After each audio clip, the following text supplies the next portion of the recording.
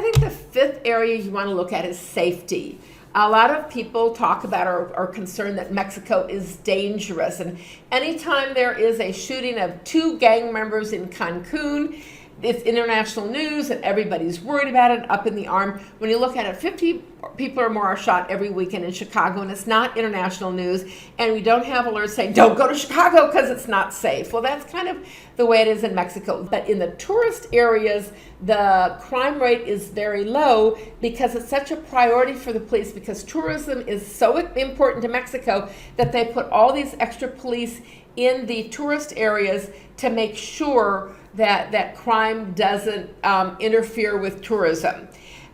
When there are crimes against expats, they tend to be property-oriented theft, credit card theft, somebody breaking into your house, going over the wall and stealing your electronics, minor things like that. Very little violent theft, rape, murder of expats is very, very rare. In fact, most expats, including myself, feel safer in Mexico than they do back in the United States for a number of reasons. Number one, I live in an area that's kind of a small town. My neighbors all know me. It's a residential neighborhood.